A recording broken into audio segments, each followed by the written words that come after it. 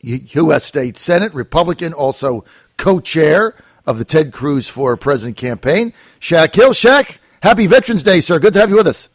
Well, good morning, John. Happy Veterans Day to you and to all of the listeners. I come from a military family. My great-grandfather was a veteran in World War II. My dad was a veteran in Vietnam. I was in Desert Storm 1, and 2 of my children are now in the United States Army. So if you enjoy your freedom, thank a vet. Well, we will, definitely. And thank you very much, Shak Hill, for your service to America and for your children now serving. And let's pray that they come home safe and they're out of harm's way, Shak, without a doubt. Amen. So I got to tell you my Shak Hill story, all right? I've told this to Shak a couple of times. So I'm going to take 2.5 minutes of your time to tell my Shak Hill story, all right?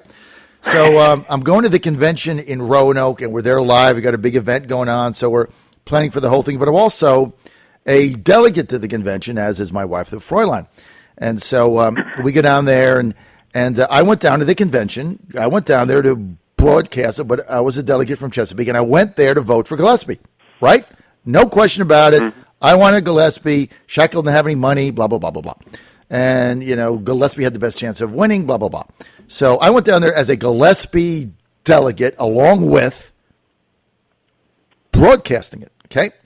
So I get there, and on Friday night, the Gillespie people are in a full panic mode.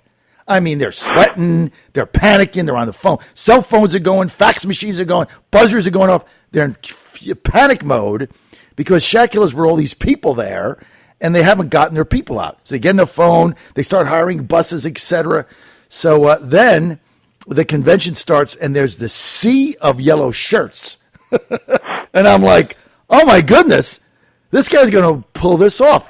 So anyway, long story short, I get in line in Chesapeake, and they get your little paper ballot there. And, again, I went to vote for Ed. So I get there, and I have my ballot, and I'm typically one of those people where if I make a commitment, I pretty much stay to that. So I'm going to vote for Ed, even though Shak made an excellent speech. And standing behind me is E.W. Jackson, okay? And I have my ballot, and he's right behind me on line, and he sees my ballot for Ed. And he taps me on the shoulder, and he says, "You're going to rue that vote." And I'm like, what? He's like, in 2 days, you're going to say, why did you vote for Gillespie? You're going to rue the vote. And so as we're in line, he's talking me into voting for Shak Hill. Now, this has never happened to me. He was so convincing that right there in that line, I changed my mind. And I crossed out Gillespie, and I voted for Shak Hill based on what E.W. Jackson said to me online. Because, I got there and I saw it, and I was kind of wavering anyway because you made a much better speech and you're a much more compelling candidate. And Jackson was like, this is just another lobbyist that isn't going to do crap when he gets in there. And so you can thank E.W. Jackson for physically changing me online on the Chesapeake line while I was going to vote. And I did vote for Shak Hill, and I was right, because I thought Gillespie ran one of the emptiest campaigns I'd ever seen, and whatever. So that's past history. So that's my Shak story. Shak, what do you think? Well, you've told that to me before, John, and I very much appreciate that. It's interesting. We lost by about 250 votes at the convention, and I don't want to go into what I call the shenanigans that occurred there, because we're now facing some other challenges. But I think the important thing is what you just said. We have a push-play dilemma in Virginia and across the United States. And what do I mean by that? If you can push play on a recorder or on a TV or a clip, and you are on one side of the fence at one point in your life, and now you're on the complete opposite side of the fence, you're not going to win public office. And Ed Gillespie clearly had that push-play problem. He could not run a substantive campaign because he was on the other side of many of the issues he now today espouses. But we also have that at the presidential level as well. And Donald Trump's going to have a push-play problem, Ron Carson, Carly Fiorini, and this is something that we have to be very careful of this go-around. By the way, Romney had a push-play problem, and this is going to hurt us as a Republican conservative movement, so we really have to get this right. And I appreciate all your efforts that you're doing to help with the Republican and conservative cause. Well, I had to live through the Romney disaster. I predicted Obama was going to win in a landslide. I also said during these debates like we're doing now that Romney was the only candidate on that stage that I believed could not win because he didn't stand for crap, and he didn't believe in anything except Mitt Romney. And the people he had surrounding him were all political operative types that didn't believe in anything either but winning. And a guy like that can't beat Obama, and he didn't stand for anything. And I was for Newt up until the final day, and I'm going to go to the grave believing that if Gingrich hadn't been screwed out of that nomination, and he was, by Romney carpetbagging millions of dollars of negative ads on him in Iowa and Florida, I believe that Newt would have beaten Obama, and I'll always believe that, and you can't prove me otherwise. So that's that. But, I look at the same field now. And look, if Gillespie was senator, he would be Mitch McConnell's lapdog today. That's all he would do. Mitch McConnell would say jump. They'd say how high. They'd go to the chamber and get a check. I don't think you're going to change the trajectory of the country with that. I don't believe you're going to change Virginia with that.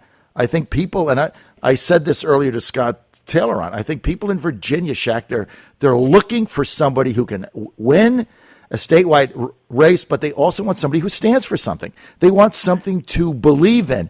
It's just not having somebody with an R by their name. That's kind of an empty suit. Somebody has an R by their name. If they don't stand for anything, what good is it, right?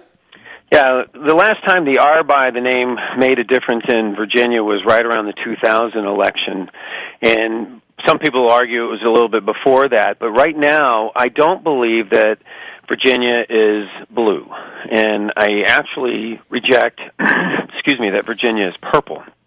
I believe that the vast majority of Virginians, those hardworking men and women that served in our military, that are now veterans, those that get up every morning, they go to work, they have American values. And those American values are most closely connected to the Republican Party and those that believe in the Constitution. We have two frameworks for success in our country. At the state level, it's called the Republican Creed of Virginia. You can go to my website and see that, friendsofshakhill.org, but it's the Republican Creed of Virginia. It's a wonderful roadmap to success. Nationally, that roadmap to success is the Constitution of the United States. And I want a president who understands the role of the federal government, and that role is quite simply to provide for the common defense, create a judicial branch through the Supreme Court, and then settle disputes between the states and enter into foreign affairs. There's only one candidate that I see that can do that, and that's Senator Ted Cruz. So he was one of several winners.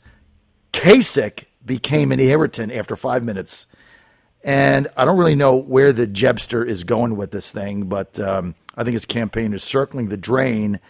And I would put in the middle there Rand. I thought he did pretty good last night, but I'm just not sure if it's too little too late. What say you? Yeah, I agree with you on Rand Paul. I thought he did well last night. Too little, too late. And my scorecard is pretty much even with yours, other than the fact I don't think that Trump did well this particular. He seemed angry to me. He seemed frustrated, perhaps, with the process. I thought Marco Rubio, who I have met personally, and I do enjoy his company, I thought he is articulating quite well what the American dream is about, what America is about, why we should be championing, this experiment called America. Of course, I'm partial to Senator Cruz. I mean, when he came back and he had that exchange with John Kasich, Senator Cruz was 100% right. If you make bad business decisions, then you need to fail for those bad business decisions. What he did not say clearly is that, of course, FDIC will protect the depositors, right, but the FDIC is not supposed to protect the big banks. Right. They are not too big to fail. Right. I think the clear loser was John Kasich. He seemed desperate. I thought Bush seemed disoriented and tried way too hard. Carla Fiorina has a wonderful story. She started as a secretary and then from there moved up to be the CEO. She is a classic role model as to why we cannot have and why the federal government, and in my opinion, the state government should not have a minimum wage. When I ran for the United States Senate, we called for the abolishment of the federal minimum wage. But she's a classic example as to why we should not have a minimum wage. And then, if I haven't mentioned Bush, I don't think he did so well. Carson is Carson, and in my opinion, he's not quite at the presidential level. I absolutely see him having a strong voice in the next administration, but I don't see him as being in either the president or the vice president role. So the winners, Rubio and Cruz, Trump probably third, Carson and Paul probably in the middle, and the rest I don't think did well. Yeah, I think it was a tough night for Fiorina. You know, she's very articulate, but it's almost like a one-trick pony now, and it's leadership. And she was very light on specifics again last night. And you know, sometimes it's a little over the top. But I agree with you on the Ohio governor. I mean, he basically, I think he should be campaigning. I think he should be in the Des Moines debate Saturday night with Hillary and Sanders. I think he'd be right there with them because he's like, yeah, we need to expand government, but not as much as they do. Yeah, we need to expand Medicaid, but not as much as they do. Yeah, we need to increase taxes, but not as much as they do. So he's like, I don't know what he is, Democrat light. And, you know, he has this mantra about, I'm going to tell the truth. Well, the truth is he expanded government and he's just, so I don't know how he fits into this thing. I got a half a minute. Shak, are you going to run for lieutenant governor in 2017? Well, I very much appreciate the question. I certainly want to focus on 2016, John, and you and I have talked about this before. I do believe more now that the states have a pivotal role in the value and the direction of our country. The federal government's out of control. We need to have a strong state.